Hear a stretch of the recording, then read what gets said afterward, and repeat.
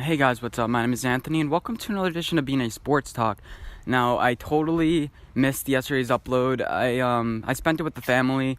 I could have grinded it out towards the end of the day, but I was just too tired. So today you're going to get a double upload, but you guys don't care about that because you're just watching this video. So I really want to talk about Odell Beckham Jr. in Cleveland and why it's kind of weird. So he hasn't really embraced the Cleveland. I don't really think he has somewhat, but it seems almost fake. You look at it, it seems like he's not part of the team. He's not part of Dog Pound. He wants to be part of like his individual brand. He is still mad that Dave Gettleman got rid of him. He's still upset. And the problem with Odell is he never really matured. He never really got into a leadership role. He said, I'll take the leadership role. He had everyone in the locker room. He wasn't a team guy. He was a locker room kind of guy with like everybody, but he wasn't about winning. Now he says he wants to win real bad, and he's like frustrated when he loses. But if you really wanted to win, you wouldn't be crazy like that. Everyone on the bench knows they want to win just as much as you do. Like it's not that nobody wants to win; they just want their paycheck. You're the one getting paid all the money. They're the the offensive linemen are the ones getting paid less than $1 million. So rookies, like they want to win just as bad so they can get a paycheck. You already have your paycheck, So Odell, I noticed, hasn't really embraced Cleveland that much. You look at it, he's just kind of happy. It feels like he's almost faking it, like how excited he is. It doesn't seem genuine. Like when he was at the Giants, you could tell it was like genuine pride to be a Giants fan. And this whole trade shows why Odell didn't belong here. It was an era of the New York Giants where everything was kind of lackadaisical. You had Ben McAdoo who made up all these rules.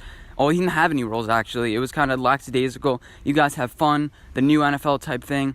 But, that doesn't work. Sean McVay kind of has that style, but the team knows when to go to work. Ben McAdoo had it good for a year, and then you had all that problems with the locker room, Eli Apple, Landon Collins, and the whole thing with Dexter Lawrence and Damon Harrison, how you pretty much replaced him one-on-one, and why not just keep him? You needed to get everyone out. You needed just to get everyone out and just start fresh, new. They got a fifth pick for Damon Harrison, which I think went to a wide receiver, Darius Slayton, who's going to be a good special teams guy. He has a little bit of case of the dropsies, but I think if we develop him, he'll be good enough. We need a special teams guy, and you can't have too many of those, unless it's just all special teams and no offense and defense. But you get the point. You need to be well rounded. Now, as far as Dwayne Haskins, why he's not a Giant and why I don't think he would have fit with the Giants, neither Josh Rosen, their personalities. Dwayne Haskins, it seemed like he was in it for himself. It seemed like, oh yeah, when you get me in here, I'll do this and that. No, the Giants are not about that. It's not about me doing this. It's about the team first. It's about we. It's Dwayne Haskins, and especially if you look at him, he is one of those guys like Jamarcus Russell. That's, I think, what the Giants were scared off about him. He's a developmental piece. He needs to work on his footwork and stuff like that.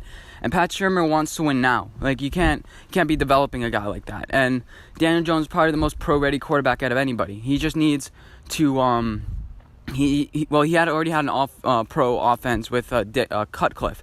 So, he's right there. He's not that far off. All he just needs to do is get some reps, get used to the speed of the game a little bit more, get used to having good wide receivers, and he'll be fine. Dwayne Haskins, I look at him, and he's fat. You can't have a guy that's working out, and he looks like he's laboring. Like, after a 40, he gets a cramp. What kind of, and he's like sweating like a dog. You look at him in his pro day workout, he's sweating. That's not because he's working hard. You look at Daniel Jones, he reminds me, if anything, more of Tom Brady.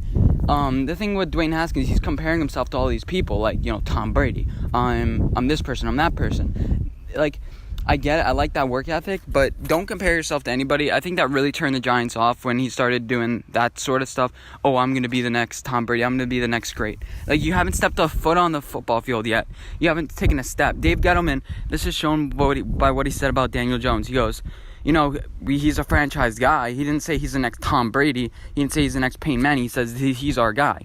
He didn't boost all these expectations, and people are like, oh, why is he not Peyton Manning? No, you don't want to create all these expectations for the guy.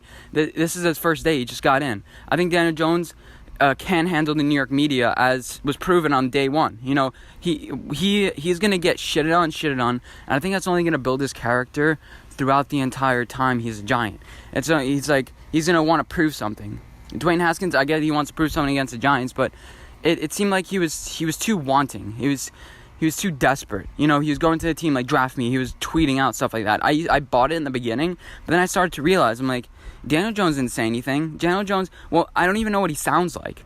And that's good. You know, as long as he can galvanize the leadership in the locker room, that's all I care about. As long as the people, like, can fight for him, and the offensive line wants to block for him, the wide receivers want to catch for him, I think that's the best way to go forward. You have Dwayne Haskins that's kind of like, oh yeah, I'm gonna bolster this, I'm gonna bolster that, and I don't think that really fit with the Giants' motto. Same thing with Josh Rosen. I like Josh Rosen a little bit more.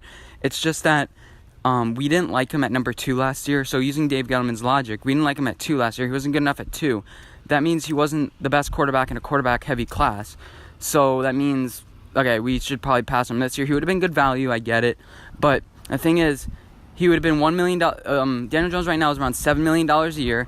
Josh Rosen would have been $1 million a year or $2 million a year for the next 3 years. And then we would have to pay him. So we don't know how much Eli's going to sit. So we have Josh Rosen for 3 years. We're not sure when he's going to play. And then we're only going to have a small window with Josh Rosen. With Daniel Jones, we know he can almost start from day one, and he has that 4-year rookie contract, which is, not that bad. So the Arizona Cardinals really handled that badly. They thought they could just trade Josh Rosen. They didn't really have a plan. That's a whole mess.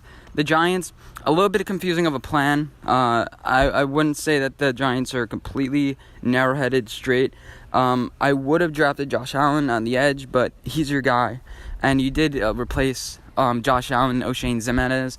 I don't think there's going to be a huge drop-off as far as that goes. If you look at Daniel Jones when he runs the 40, he looks like an athlete. He looks like a Tom Brady. Daniel Jones looks like Tom Brady in the way that, he might not be that fast. He ran a 4.81, kind of like Eli Manning. He might not be that fast, but he's athletic enough. Dwayne Haskins, you're going to have to worry about his weight. You're going to have to worry about whether he's going to develop or not. And the Giants don't have time for that. We're more of a win ready now. Like every single year with the Giants, when we put a roster forward, we're like, we can win a Super Bowl with this roster. That's with a lot of the NFL, but every year, can you go with the Miami Dolphins and say, yeah, they have a chance to win the Super Bowl this year? Really? Really, you thought, like, with Ryan Tannehill last year, a weak defense, that you were able to win the Super Bowl? You thought the Lions were able to win the Super Bowl last year? That type of thing. Every year, you look at the Giants roster and it's just like, this is a Super Bowl winning roster. Some years it's worse than others, but, the Giants, we're aiming to win Super Bowls. We're not aiming for individuality. We're not aiming for one-handed tricks. And when it all came about Odell, that's when things started going downhill. And it's not, the Giants are not about one player, it's about a team. And the fact that we can get this boring guy, Daniel Jones, in, and people want to fight together to help the team win, that's what it's all about. It's not about giving the ball to Odell and him doing, because Odell, he felt, he almost was obliged. He felt like he was enabled to just do whatever he wanted, and he thought that this was okay. The Giants, I heard somebody say this. They said, the Odell trade, right? So you have Odell, one player. Right, he's like, oh, well, we got his Dexter Lawrence for him. What? No, we had Dexter Lawrence, not Julius Peppers, Jabril Peppers, and then we got O'Shane Ximines for Odell. I think that's a good trade. We worked on the defense side of the ball that we were horrible at. Defense wins championships. Offense may win games, but if we're gonna win the Super Bowl, which is eventually the goal every single year, we're gonna have Super Bowl caliber defense. And then somebody else went on and said, I'll try to find the clip, but how are you gonna replace Odell's popularity? Football is not about popularity. It's about winning games, and it's about putting the best football team on the field. If we got 3 players for Odell, 3 high-quality starters for Odell, I think right now, if you said who won the trade, I'd say the Giants. Because now Odell's going to be a little bit of a problem in Cleveland. You already had a good enough wide receiver depth. Wide receivers don't win championships. You need... we got one of their defensive pieces that could have been on their core who is actually getting better. He's actually getting better and better, which is a good sign. He's not getting worse. A first-round pick. So we got 2 first-round picks and a second-round grade for Odell. I think that's good. Wide receivers aren't that valuable to their team. So I think we got better on this trade. I think Cleveland, as far as the 1-on-1 swap, and plus they got rid of their first and third rounder. The Cleveland Browns could have got Dexter Lawrence. The Cleveland Browns could have got another edge rusher to help Myles Garrett out, but they didn't. and I think they're gonna pay for it. So I think the Giants so far have won that trade. I don't get the people are saying, oh yeah, the Giants didn't win the trade or something like that. Okay, let me know your opinions about Dwayne Haskins, Odell, Josh Rosen, why they're not on the Giants anymore. Those are the reasons why I think why. I already explained them, so I don't want to recap again. So go on with the rest of your day, guys. Enjoy it, whether it's night, good night, or whether it's morning, good morning. Enjoy the rest of your day, and I'll see you in my next video. Bye, guys.